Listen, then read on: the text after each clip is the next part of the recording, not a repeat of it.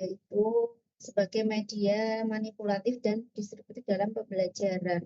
Nah, pada materi ini, mari kita pahami bersama ya, karena media pembelajaran itu bukan sebagai alat bantu mengajar, tetapi juga sebagai sarana yang dapat mudah, terutama peserta didik kita, untuk memahami materi secara lebih nyata dan menarik serta efektif.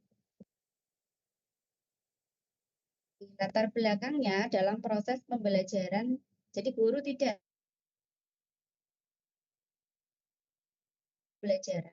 Kenapa? Agar peserta didik lebih mudah dalam memahami materi yang diajarkan. Dalam penggunaan media pembelajaran menjadi sangat penting. Kenapa? Karena setiap peserta didik memiliki kemampuan dan gaya belajar yang berbeda-beda.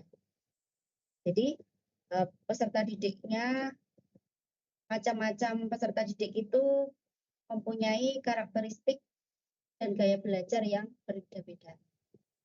Ada peserta didik yang lebih mudah dan ada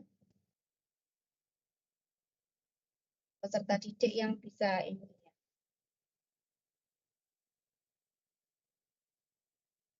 antusias kalau ada media pembelajaran yang menarik itu. Jadi anak-anak tidak pasif. Kenapa? Di media pembelajaran sederhana di 2 dimensi dan 3 dimensi ini menjadi salah satu solusi ya. Solusi yang dapat digunakan tentunya dalam media pembelajaran. Jadi tidak hanya permainan buatan pabrik, tapi juga kreatif untuk para pendidik dalam melaksanakan kegiatan pembelajaran, yaitu dengan memakai media pembelajaran. Teman bisa memakai media pembelajaran dari bahan sederhana ya, yang mudah digunakan. Kalau pengen awet juga bisa. Terkadang juga ada yang sampai dijual belikan. Bisa dijual belikan di online, di Shopee, begitu. Jadi jika mau awet, APE-nya atau media pembelajarannya, nah bisa memakai bahan-bahan bekas atau yang mudah dicari di lingkungannya.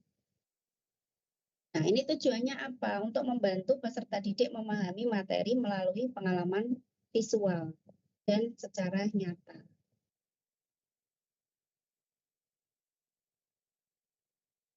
Tujuan desain dan pengembangan media sederhana 3 dimensi itu adalah untuk membantu peserta didik memahami materi pembelajaran dengan lebih mudah, menjadikan proses pembelajaran juga lebih menarik serta menyenangkan. Kemudian meningkatkan perhatian dan motivasi belajar peserta didik, memberikan pengalaman belajar yang lebih nyata dan konkret.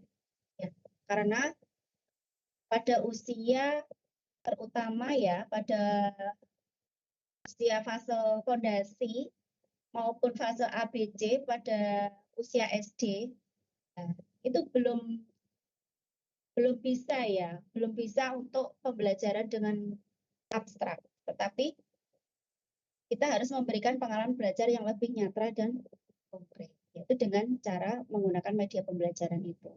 Mengembangkan kreativitas dan kemampuan berpikir peserta didik. Jadi selain untuk tujuannya guru bisa kreatif, tapi juga untuk mengembangkan kreativitas kemampuan berpikir peserta didik. Kemudian membantu guru menyampaikan materi secara lebih efektif. Ya, jadi secara real, secara konkret. Mengurangi pembelajaran yang bersifat verbal atau hanya ceramah. Jadi, berbagai macam strategi dengan media pembelajaran yang kita terapkan kepada peserta didik kita, yang nantinya akan mengurangi pembelajaran yang bersifat verbal. Dan selanjutnya, apa sih manfaat media sederhana 3 dimensi? Nah, manfaatnya itu adalah mempermudah pemahaman materi, meningkatkan motivasi belajar, mengaktifkan peserta didik, mengembangkan juga kreativitas, membantu pembelajaran yang secara konkret, kemudian juga mengurangi kebosanan. Jadi peserta didik kita tidak bosan, pembelajarannya hanya metode itu tuh seperti bercerita, hanya menayangkan video-video. Nah, tapi juga kita menggunakan media sederhana.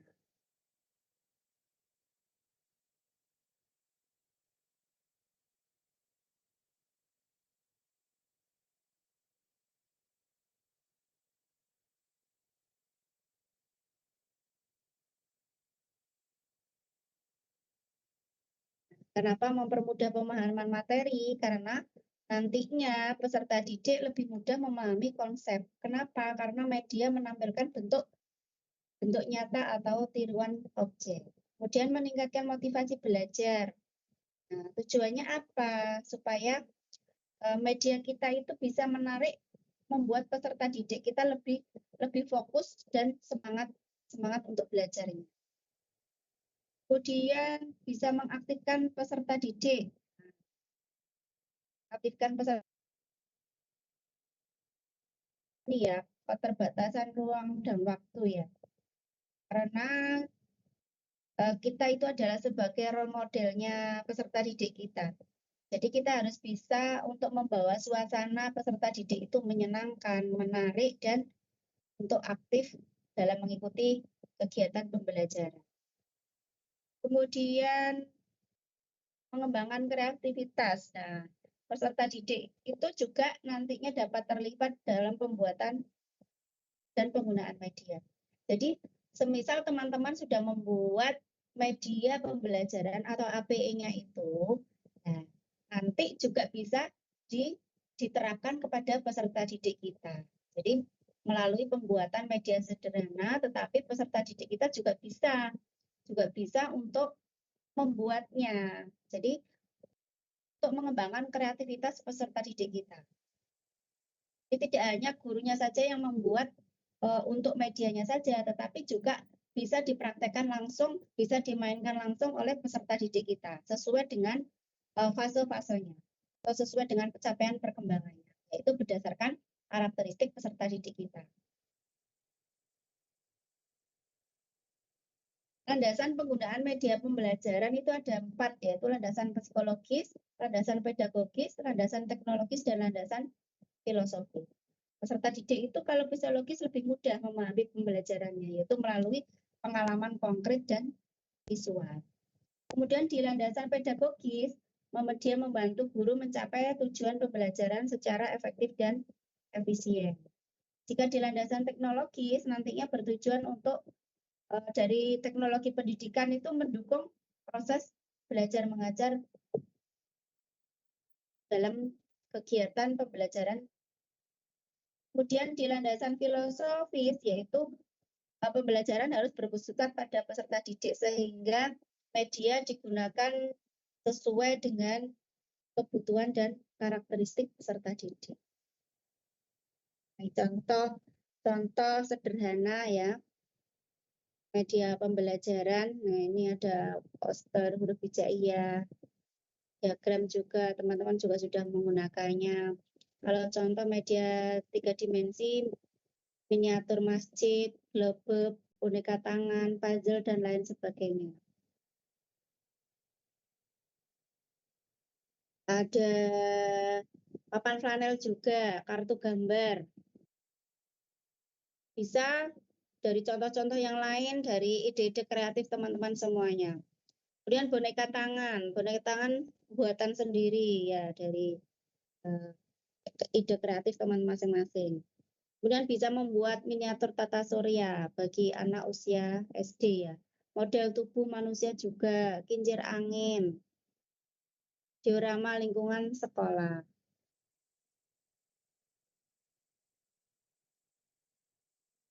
Kemudian selanjutnya yaitu cara penerapan media sederhana 3 dimensi dalam pembelajaran, yaitu menyesuaikan dengan tujuan pembelajaran.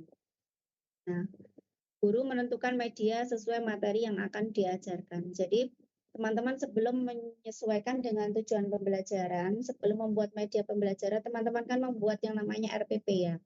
RPP dalam kegiatan sehari itu. Nah, kita sandingkan dengan media pembelajaran kita. Jadi sudah cocok nggak dengan capaian pembelajaran? Cocok nggak dengan alur tujuan pembelajarannya?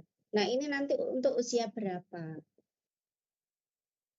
Misal contoh ya, materi tata surya menggunakan miniatur planet. Itu nanti ditentukan media ini sesuai dengan materi yang akan diajarkan. Dan menyesuaikan dengan usia